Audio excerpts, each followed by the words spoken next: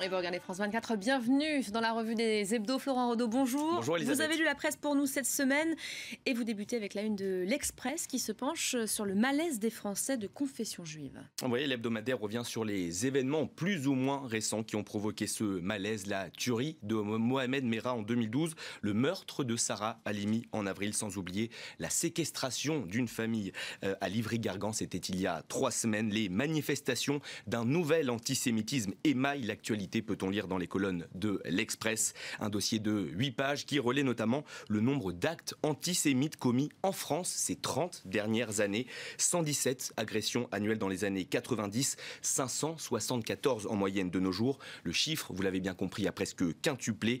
Pour Elisabeth Badinter, il ne faut pas laisser les Juifs mener seuls ce combat. La philosophe s'émeut notamment de la non-mobilisation face à ces violences et elle s'interroge: pourquoi n'a-t-on pas entendu les hommes et les femmes politiques demander des réponses? Un silence dommageable selon elle, Elisabeth. Du côté de l'Obs maintenant, c'est Emmanuel Macron qui fait la une cette semaine. L'hebdo qui revient sur le budget présenté par l'exécutif français. Premier budget du quinquennat Macron. Premier budget Macron, vous l'avez dit. Pourquoi il donne aux riches? Pour l'Obs, c'est clair. En offrant aux plus fortunés ce cadeau fiscal, le chef de l'État a l'espoir que cet argent soit réinvesti. Un pari bien sûr très risqué pour l'hebdomadaire qui doute de cette théorie dite du ruissellement. Alors disparition de l'ISF, prélèvement forfaitaire unique sur les revenus de l'épargne, la facture s'élève à 4,5 milliards d'euros pour l'État. Selon Antoine Bozio, membre de l'école d'économie de Paris, c'est une réforme, je cite, de banquier d'affaires. Alors pour comprendre l'action du président Macron, l'Obs cite son livre Révolution, la prise de risque, l'enrichissement par le talent, le travail et l'innovation plutôt que la rente et l'investissement immobilier, une stratégie risquée selon le magazine.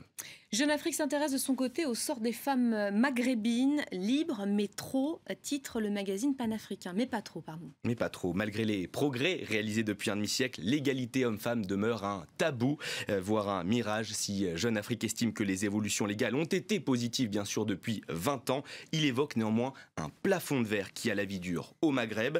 Alors, héritage, mariage avec des non-musulmans, garde des enfants ou encore violence, les femmes maghrébines se battent pour abolir les discriminations. Jeune Afrique donne cette semaine la parole à nombre d'entre elles, des Tunisiennes bien sûr, mais aussi des Marocaines et des Algériennes.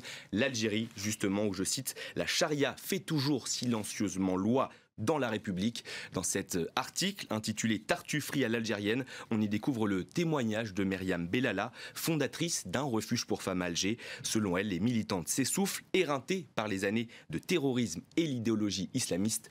Elle, en tout cas, entend continuer le combat, Elisabeth. On en vient à ce référendum controversé en Catalogne prévu ce dimanche. Cette semaine, Courrier International tente de comprendre cette profonde division finalement entre le pouvoir central et cette région autonome. Oui, tout à fait. Catalogne, un divorce à l'espagnol. Pour le journal séparatiste Ara, basé à Barcelone, la capitale de la Catalogne, le gouvernement ne sait, je cite, qu'utiliser la force contre le souhait d'indépendance des Catalans. Un exécutif qui, selon lui, méconnaît et méprise la région, des mots très forts, bien sûr. Les représentants de la position gouvernementale ont eux aussi voix au chapitre cette semaine dans Courrier International. Dans le site conservateur et madrilène El Independiente, ils écrivent ils veulent s'affronter les séparatistes violemment avec la police pour se poser en martyrs. L'auteur de cet article va même beaucoup plus loin.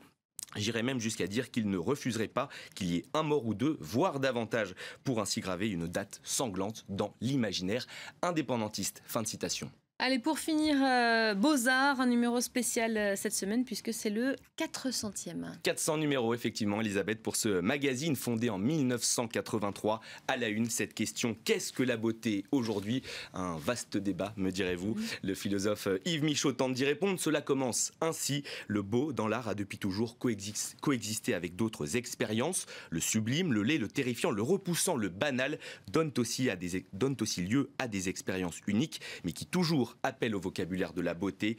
Il poursuit, Elisabeth: la beauté libre envahit le monde, ou plutôt elle le colore en se posant partout sans adhérer nulle part. Ce n'est pas que le monde devienne substantiellement plus beau, de quoi méditer un peu ce week-end. Voilà, c'était le mot de la fin de Florent Renaud. Merci à vous. Fin de cette revue des hebdos, vous restez avec nous. L'info continue, revient dans un instant sur France 24.